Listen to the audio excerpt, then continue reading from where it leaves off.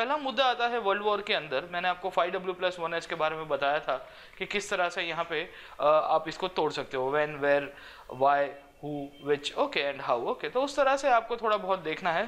First world war को बहुत सारे हिस्टोरियन ग्रेट वॉर भी कहते हैं, जो 1914 से लेके 1918 के बीच में दो ग्रुप्स के बीच में लड़ा गया था। Okay, so you will see कि on the other side they were the triple alliance of Germany, Austria, Hungary, Ottoman. यहाँ पे इटली करके भी देश हुआ करता था जो जर्मनी के फेवर में था इनिशियली, और 1915 में अपना जो था ग्रुप बदल के कहाँ चला जाता है, वो चला जाता है आपके अलाइड फोर्सेस के अंदर। ओके, तो it was a battle between, it was a war between triple alliance and triple एंटेटे, जो यहाँ पे अलाइड फोर्सेस हुआ करते थे। ग्रेट ब्रिटेन था, यूएस था, फ्रांस था, रशिया था, ओके, इटली था, जापान जैसे कंट्रीज भी यहाँ पे जुड़े हुए थे। ओके, और इसको बहुत ही अनप्रेसिडेंटेड डैमेज भी इसके साथ जुड़ा हुआ था कि 1 करोड़ से भी ज़्यादा लोगों के, more than 1 crore people were killed during this war. तो इसके लिए इसको ग्रेट वॉर कहते हैं, टोटल वॉर के साथ संभालते हैं, क्योंकि कन्वेंशनल वॉर नहीं था ये, कन्वेंशनल युद्ध नहीं हुआ करता था। यहाँ पे इतना बड़ा ह्यूमन लॉस हुआ था, इकोनॉमिक लॉस हुआ था, सोशल लॉस हुआ था, और उसके कारण इतनी सारी चीज़ें आपको जो प्रेजेंट डे वर्ल्ड देखने को मिलता है, बहुत सारे ऑर्गेनाइजेशंस है, बहुत सारे कंट्रीज जो एग्जिस्टेंस के अंदर आ रहे हैं, वो सब के पीछे का कारण कहीं ना कहीं से आप ये वर्ल्ड वॉर को आप बोल सकते हो, वो चाहे फर्स्ट वर्ल्ड वॉर हो या सेकेंड वर्ल्ड वॉर हो। अब जनरली वर्ल्ड वॉर के पीछे जो दूसरा प्रश्न आता है कि वो कहाँ से शुरू हुआ, उसकी शुरुआत अगर आप थोड़ा बहुत जानकारी रखते हो तो it starts on 28 July 1914 when Austria करके जो एक देश हुआ करता था यूरोप के अंदर ही। मैंने आपको लास्ट क्लास के अंदर ऑस्ट्रिया के बारे में बताया भी था जब यूनिफिकेशन ऑफ जर्मनी की बात कर रहे थे।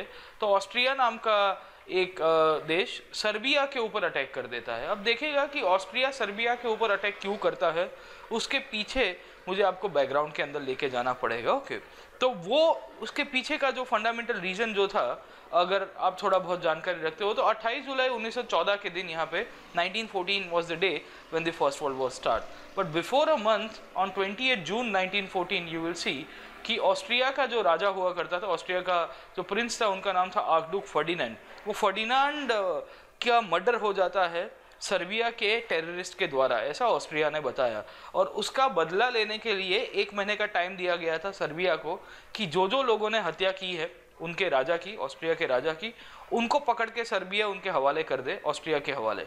अगर सर्बिया ये जो मर्डरर्स है, जो गुनहगार है, जो क्रिमिनल्स थे राजा के खून करने के लिए, अगर उनको पकड़ के नहीं देता है तो ऑस्ट्रिया सर्बिया के ऊपर अटैक करेगा। सर्बिया ने उनका कहा माना नहीं, और इसके लिए फिर फाइनली ऑस्ट्रिया यहाँ पे सर्बिया के ऊपर अटैक करता है। और उसके बाद ऑस्ट्रिया के सपोर्टिंग कंट्रीज थे, मैंने बताया जर्मनी जैसा देश था उसकी फेवर में आता है, सर्बिया का सपोर्टिंग कंट्री था रशिया, वो उसकी फेवर में आएगा, और जर्मनी ऑस्ट्रिया इकट्ठा हो जाएगा, रशिया और सर्बिया इकट्ठा हो जाएगा, और फिर युद्ध शुरू होगा, ब्रिटेन घुसेगा, फ्रांस घुसेगा, और उसके बाद इटली जो जर्मनी के फेवर में था एक टाइम तक, वो अपनी जगह बदल के चला जाता है ब्रिटेन और फ्रांस की तरफ। ओके, तो विल ट्राई टू सी कि ये किस तरह से होता है। अब उसके लिए मुझे आपको थोड़ा बैकग्राउंड के अंदर लेके जाना पड़ेगा।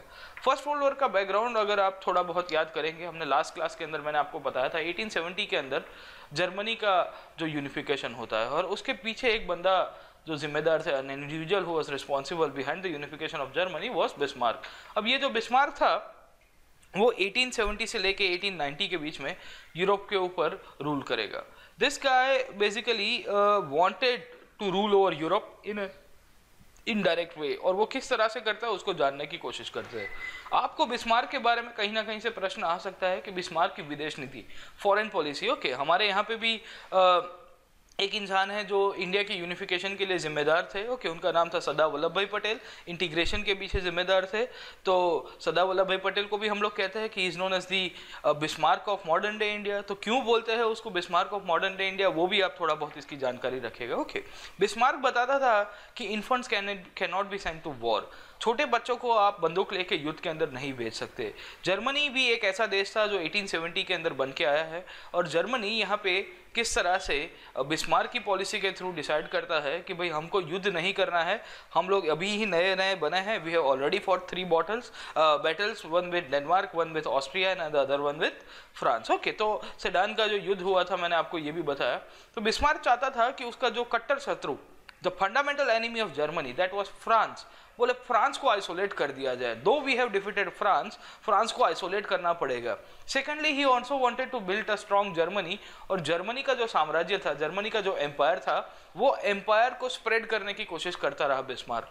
अब हम लोग ये देखने की कोशिश करेंगे कि बिस्मार्क अपनी विदेश नीति को किस तरह से फॉलो कराता है, और क्या बिस्मार्क की विदेश नीति फर्स्ट वर्ल्ड वॉर के पीछे जिम्मेदार कहीं ना कहीं होती है कि नहीं होते, वो भी हम लोग देखने की कोशिश करते हैं।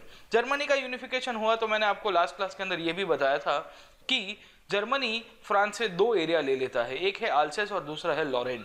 साथों साथ जर्मनी का यूनिफिकेशन, जो राजा का किला था जिसका नाम था वर्साय, पैलेस ऑफ वर्साय, वो फेरिस के अंदर बिस्मार्क और जर्मनी का राजा काइजर विलियम, वो दोनों चेयर्स करेंगे, वो टोस्ट करेंगे, और उसके बाद जर्मनी को यूनिफाई किया जाता है। ओके, तो फ्रेंच लोगों को सबसे ज़्यादा गुस्सा था कि जर्मन्स को हमको हराना है, क्योंकि बदला लेना पड़ेगा, है ना। वो फैजल खान बन के पापा का, दादा का, भाई का, सबका बदला लेगा तेरा फैजल। तो फ्रांस के जितने भी लोग थे उनको बिस्मार्क के प्रति गुस्सा था।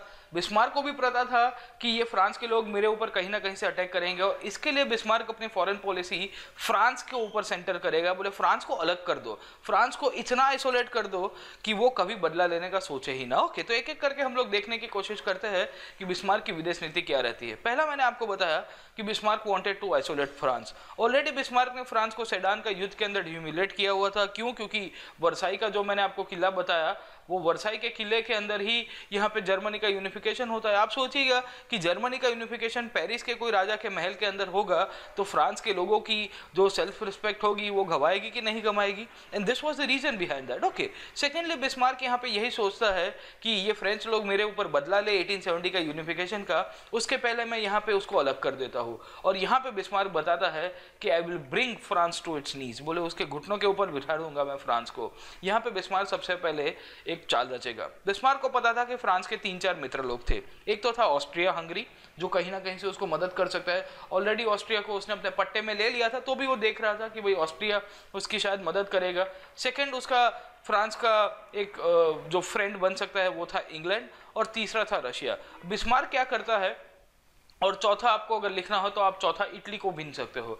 बिस्मार्क क्या करता है कि ये चारों के चारों कंट्रीज थे, इन सब के साथ मिलिट्री अलायंस करेगा, और ये मिलिट्री अलायंस के थ्रू बेसिकली होता ये है कि वो फ्रांस को अलग कर देगा। बोले फ्यूचर के अंदर भी बिस्मार्क फ्रांस के साथ युद्ध करेगा तो ये इनमें से एक भी कंट्रीज फ्रांस की मदद ना करे, बिस्मार्क ये चीज़ करने की कोशिश करते हैं। और इसके लिए ही बिस्मार्क को आधुनिक यूरोप का एक मैजिशियन भी बोलते हैं कि ये 4-4, 5-5 कंट्रीज इंक्लूडिंग जो फ्रांस उसका जो कट्टर शत्रु हुआ करता था, the fundamental enemy of Germany जो हुआ करता था, उसके साथ भी यहाँ पे उसको अलग से खेलने की कोशिश करेगा। होता है ना कि जगलरी करता है कि यहाँ पे 5 कंट्रीज को एक साथ, 2 बॉल्स उसके हाथ में रहते हैं, 5 कंट्रीज के बॉल्स हवा में रहेंगे और सबके साथ खेलता रहेगा। और किस तरह से बिस्मार्क यहाँ पे सिस्टम डेवलप करता है वो देखते हैं हम लोग। सबसे पहले बिस्मार्क ने ऑब्जेक्टिव डिसाइड कर दिया था कि फ्रांस को आइसोलेट करो, जर्मनी का एक्सपांशन कराओ। यहाँ पे 1873 के अंदर बिस्मार्क एक लीग बनाएगा जिसका नाम है लीग ऑफ 3 एम्परर्स। ये league of 3 emperors basically Germany के राजा, ऑस्ट्रिया के राजा और रशिया के राजा, इन तीनों ने मिलकर बनाई थी। अब होगा ये कि यहाँ पे ये लीग के अंदर बहुत सारे डिफरेंसेस बन जाएंगे, और ये डिफरेंसेस के कारण ये लीग चलती नहीं है। डिफरेंसेस इसके लिए बनते हैं क्योंकि ऑस्ट्रिया और रशिया जो थे उन दोनों की अंदर पड़ती नहीं थी। वो क्यों नहीं पड़ती है उसके पीछे मैं आपको 1878 के अंदर वापस अभी लेके जाऊंगा कि ये लीग क्यों नहीं चलती है। खैर, पर आपको जानकारी रहनी चाहिए कि बिस्मार्क ने एक फेल्ड अटेम्प्ट किया था।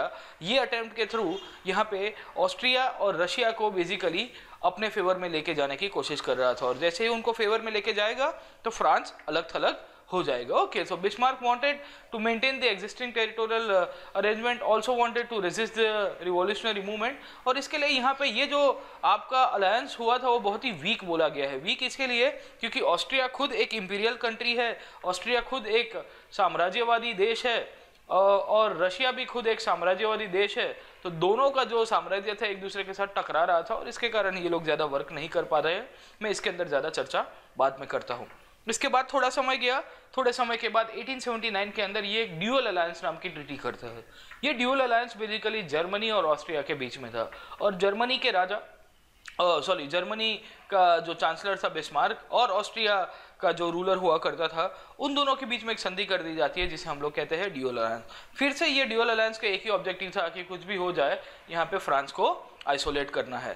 थोड़ा समय गया और इसको आपको देखने को मिलेगा 1881 तक आते आते, और 1881 के अंदर बिस्मार्क यहाँ पे फिर से second league of three emperors बनाएगा। पहला हमने देखा कि 1873 के अंदर इसने बनाया था जर्मनी, ऑस्ट्रिया और रशिया को लेके। उसमें फिर रशिया यहाँ पे ऑस्ट्रिया के साथ थोड़ा कन्फ्लिक्ट में आता है, वो भूल जाएगा। बट यहाँ पे फिर से वो ट्राई करता है कि ये जो पुरानी चीज़ें जो थी आप भूल जाइए और आप नई चीज़ों को लेके आइएगा। बट होगा ये कि ये second league of three emperors भी यहाँ पे चलेगा नहीं। क्यों? क्योंकि ऑस्ट्रिया और रशिया की जो बाल्कन नाम का प्रदेश था यूरोप के अंदर, वो बाल्कन नाम के प्रदेश को लेके बहुत सारी मगजमारी थी, क्योंकि बहुत सारे कंट्रीज उस टाइम के अंदर अलग अलग उभर के आ रहे थे। जैसे एक था ग्रीस, जैसे एक था मॉन्टेनीग्रो, जैसे एक था बॉस्निया एंड हर्जेगोविना, ओके, और भी बहुत सारे कंट्रीज थे, बल्गेरिया था, रोमानिया था, ओके। ये जितने भी कंट्रीज थे ये सब अलग अलग इंडिपेंडेंस होके आ रहे हैं समवेयर अराउंड 1870s 1860s। और वो बेसिकली ऑटोमन साम्राज्य जो रशिया जो टर्की का राजा हुआ करता था, जो खलीफ हुआ करता था, उसकी अध्यक्षता के अंदर आया करते थे। But they got independence from the Ottoman Empire. Austria चाहता था कि ये लोग ऑटोमन एम्पायर से अलग हो गए हैं तो आज हमारे फेवर में आने चाहिए। रशियंस बोल रहे थे कि no no no no, they belong to one particular race, all this countries which got independent. बोले वो स्लाव जाति से बिलोंग करते हैं, स्लाव रेस से बिलोंग करते हैं, और रशियंस खुद भी स्लाव रेस से बिलोंग करते थे। इसके लिए ये लोग चाहते थे कि ये जितने भी है वो रशिया के फेवर में आए। अब दोनों की कॉन्फ्लिक्ट होगी तो फिर से आपको जानकारी मिलती है कि ये जो लीग ऑफ थ्री एम्परर्स थी ये भी ज़्यादा चलती नहीं है। थोड़ा समय और निकलता है और 1882 का समय आएगा और यहाँ पे फाइनली बिस्मार्क एक और ट्रीटी करता है जिसका नाम है ट्रिपल अलायंस। ऑलरेडी बिस्मार्क ने जर्मनी को, ऑस्ट्रिया को और रशिया को एक साथ में लेके कहीं ना कहीं से लाने की कोशिश की थी।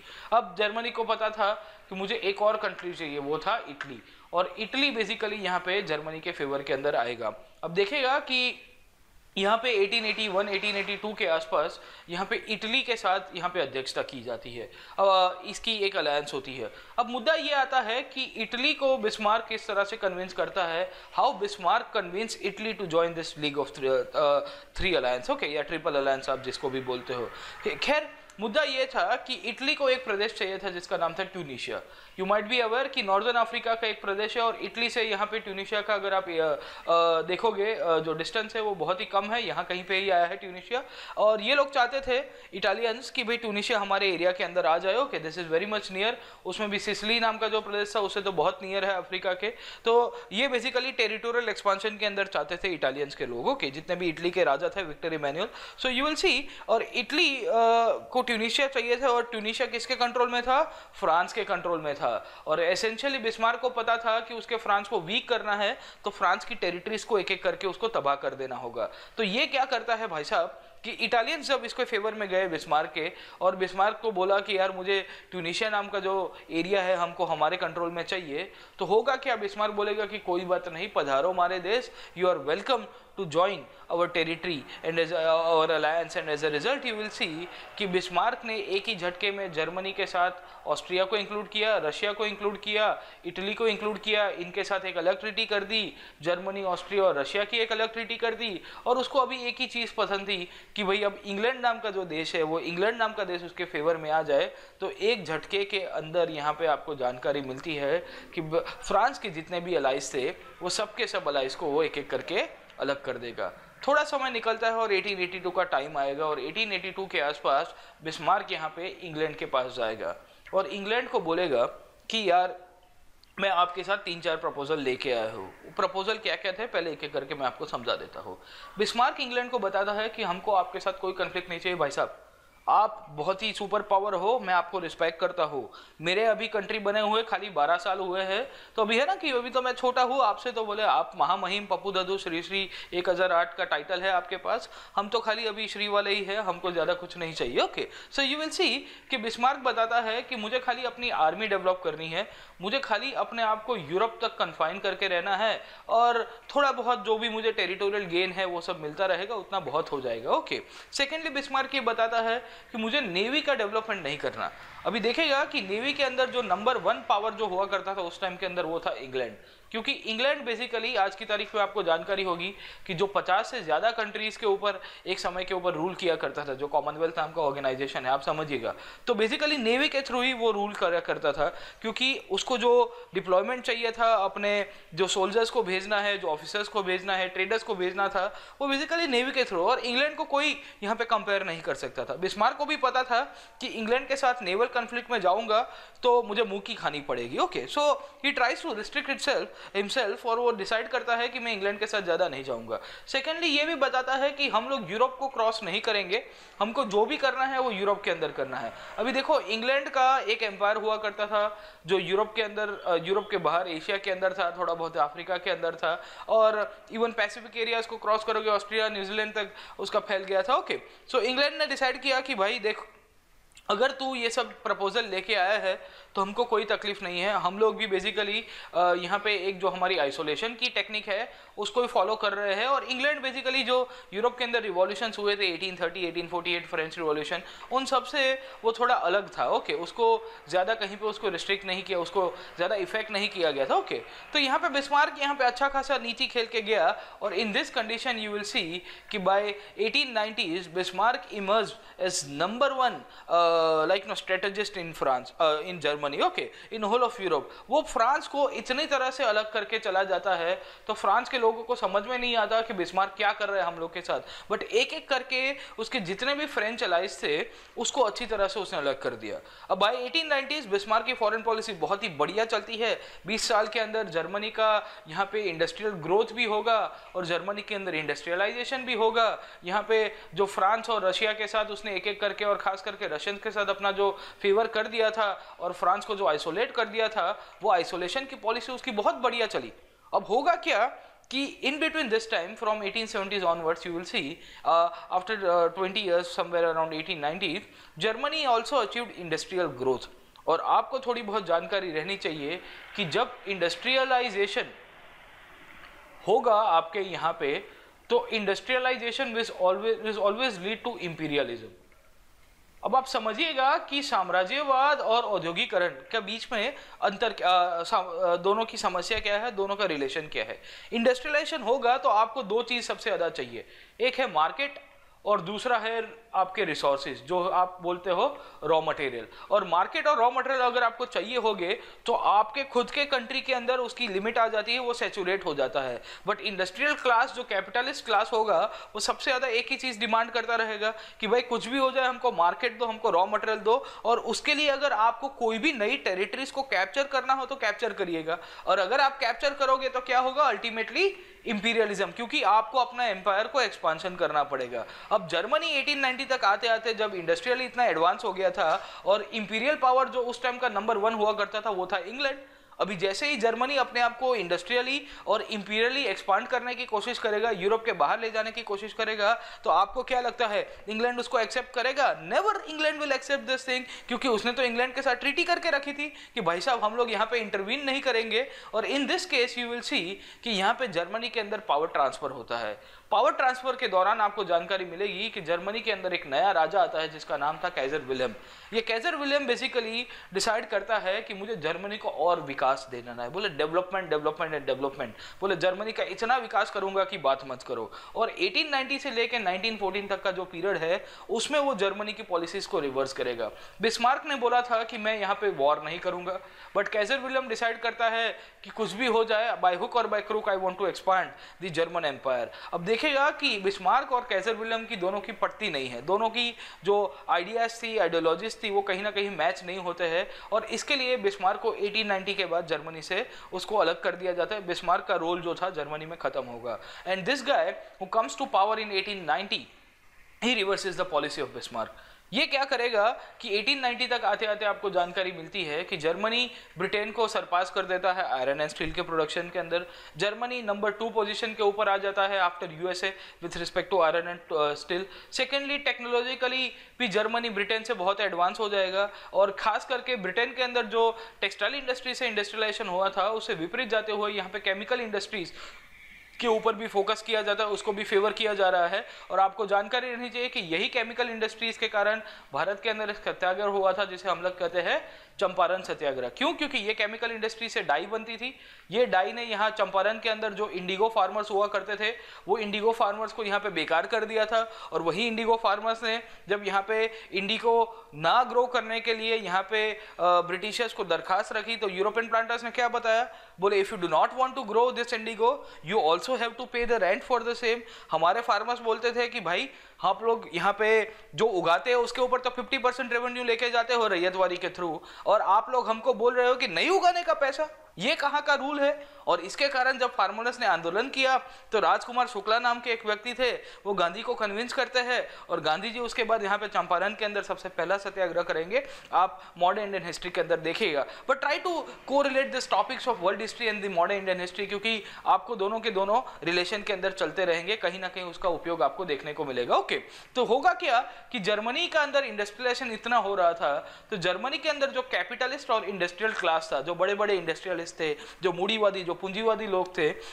उन्होंने जर्मनी के राजा को प्रेशर किया, बोले आप मार्केट कैप्चर करके दो, और इसके कारण जर्मनी का राजा यहाँ पे फाइनली देखने को मिलता है कि ये जो कैपिटलिस्ट और जर्मन इंडस्ट्रियल क्लास था उसको ताबे के अंदर आ जाएगा, और जर्मनी फाइनली इकोनॉमिक इंपीरियलिज्म के थ्रू जाएगा। अब इकोनॉमिक इंपीरियलिज्म में नंबर 1 जो फोर्स हुआ करता था वो था इंग्लैंड, और अगर जर्मनी यहाँ पे इंग्लैंड के सामने कन्फ्लिक्ट के ऊपर जाएगा तो क्या होगा, इंग्लैंड बोलेगा कि बेटा अभी 30-40 साल हुआ है कंट्री फॉर्म किए, नया नया अभी तो आया है और इतना फुदक रहे हो, बोले इतना ज़्यादा चर्बी चढ़ गया है तुमको, हम 300 साल से यहाँ पे कॉलोनीज बनाने के लिए इतना मेहनत किया है, आधी दुनिया के ऊपर रूल करते हैं, और तुम नया नया हमको चैलेंज करोगे economically. So you will see that economic imperialism, the Britain was number 1 in the world at that time, क्योंकि आर्थिक रूप से उसकी सबसे ज़्यादा कॉलोनीज हुआ करती थी पूरी दुनिया के अंदर। और जब जर्मनी यहाँ पे कॉलोनीज बनाएगा तो क्या लगता है, बिस्मार्क ने जो ब्रिटेन के साथ ट्रीटी की थी वो ट्रीटी चलेगी। सो यू विल सी दैट यहाँ पे राजा जब बोलेगा कि आई वांट मोर टेरिटरीज, तो ब्रिटेन की रानी बोलेगी कि बेटा गुड जोक, बहुत मजाक करते हो, बोले आजकल बहुत शरारती हो गए हो, बोले तुम्हारे पहले जो रूलर हुआ करता था बिस्मार्क ने हमारे साथ ट्रीटी की थी,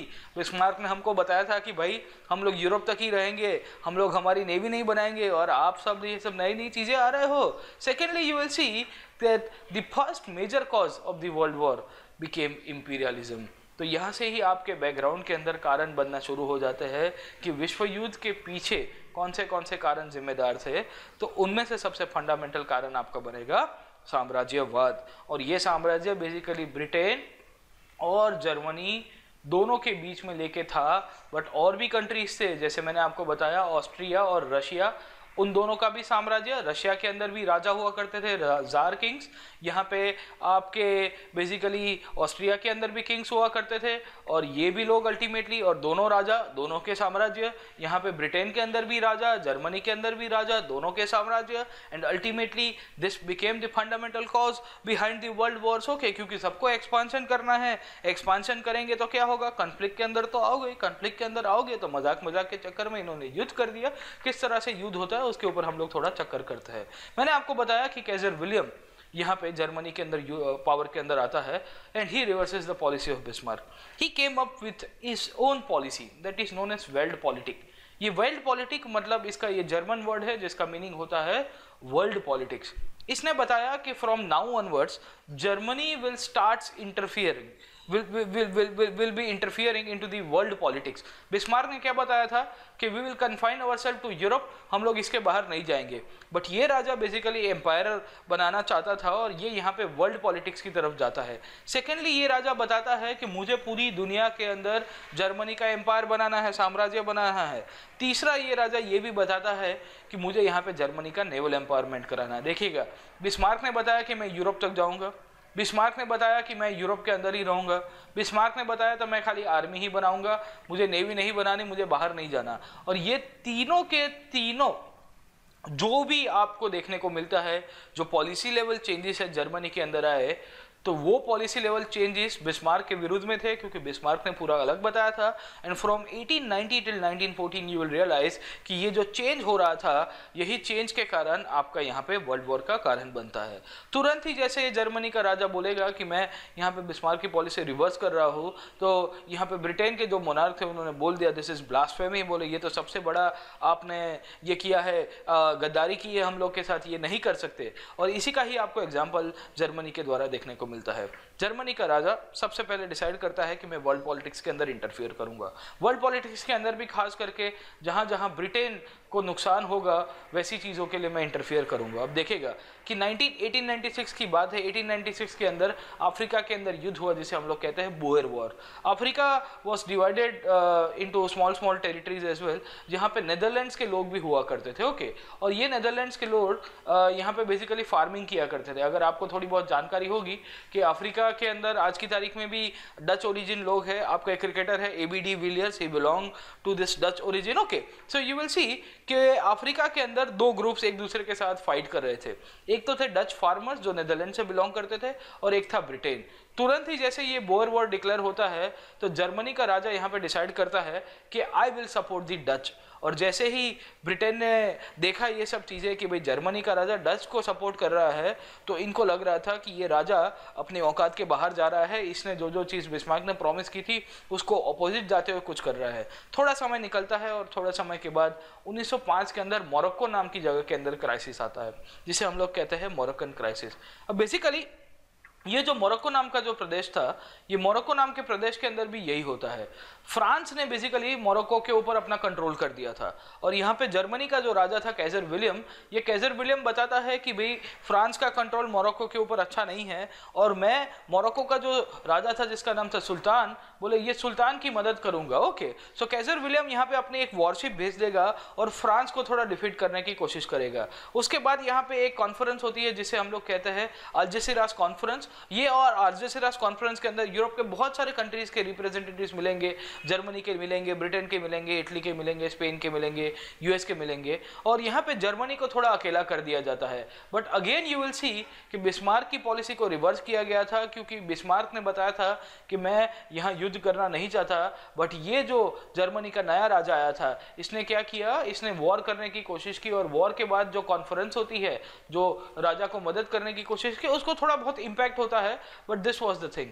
इसके बाद भी राजा रुकता नहीं है, राजा बोलेगा कि नहीं मैं यहाँ पे कुछ ना कुछ तो करूंगा। और इसके बाद यहाँ पे राजा एक और कैनॉल बनाने की कोशिश करेगा जिसे हम लोग कहते हैं कील कैनॉल। ये कील कैनॉल बेसिकली अगर आपको दिख रहा है मैप के अंदर, तो यहाँ पे बाल्टिक सी है और यहाँ पे नॉर्थ सी है, और नॉर्थ सी के बाद तुरंत इस साइड ही आपका इंग्लैंड आ जाता है। और ये कील कैनॉल बेसिकली इसने ऐसा ब्रिटेन ने बताया कि ये कील कैनॉल जर्मनी इसके लिए बना रहा है क्योंकि वो आराम से एक कैनॉल के रास्ते से ब्रिटेन की तरफ आ पाए। ओके, एंड बाल्टिक और नॉर्थ सी को कनेक्ट करने वाला इतना एम्बिशियस प्लान था कील कैनॉल का, तो तुरंत ही जैसे ये कैनॉल को प्रपोज किया गया और उसको जब उसका एक्सकवेशन और डिगिंग चलने लग गया, तो ब्रिटेन को लग रहा था कि जर्मनी ने कुछ ज़्यादा ही कर दिया है, क्योंकि जर्मनी हमको एनसर्कल करने की, हमको घेरने की कोशिश कर रहा है। इसके बाद भी राजा रुकता नहीं है, राजा एक और प्रपोजल लेके आता है जिसका नाम है बर्लिन बगदाद रेलवे लाइन।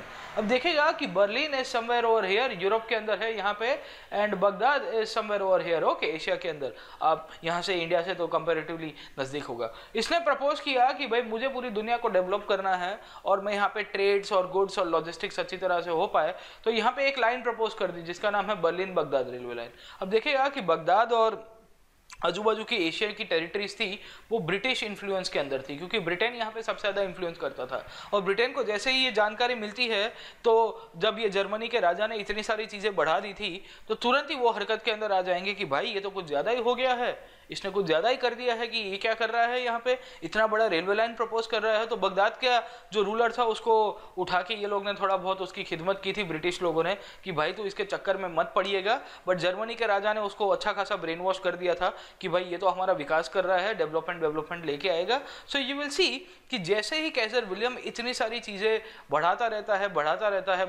है, तो आपको क्या लगता है कि कैसर विलियम की जो पॉलिसीज थी उसका रिएक्शन आएगा कि नहीं आएगा?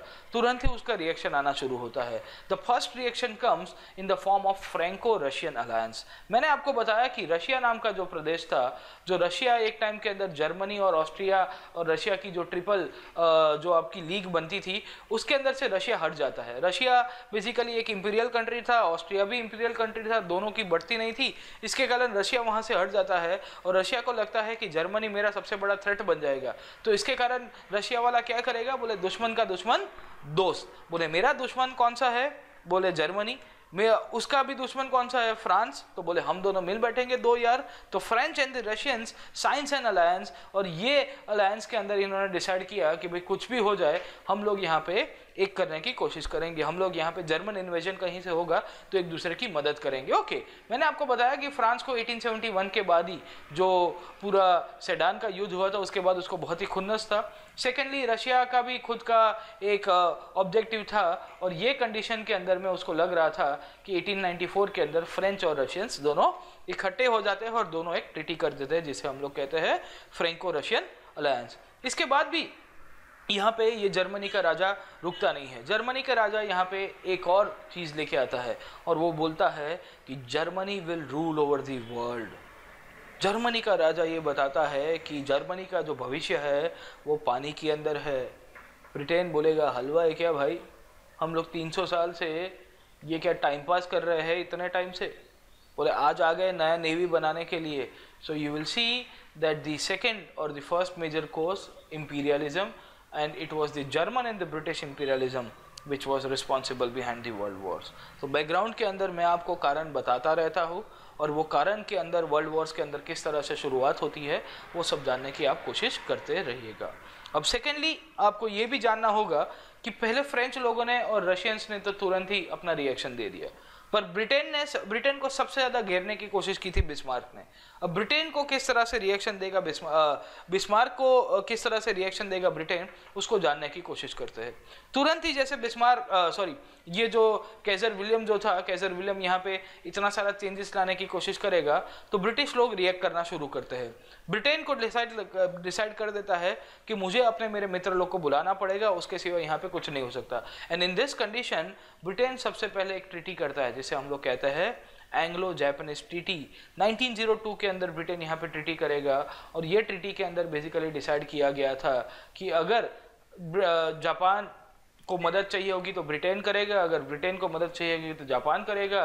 And as a result you will see कि 1905 के अंदर यहाँ पे एक वॉर होता है जिसे हम लोग कहते हैं रूसो जापान वॉर। ये रूसो जापान वॉर के अंदर जापान रशिया को हरा देगा। उसके पीछे भी बहुत सारे हिस्टोरियंस और बहुत सारे लोगों का कहना है कि जापानीज़ को कहीं ना कहीं से ब्रिटिश लोगों से मदद इनडायरेक्टली मिल गई थी, उनको ट्रीटी का अश्योरेंस था। बट बेसिकली ये ट्रीटी के थ्रू ब्रिटेन जर्मनी को काउंटर करने की कोशिश कर रहा था और इसी के सहारे जापान ने रशिया को भी काउंटर कर दिया।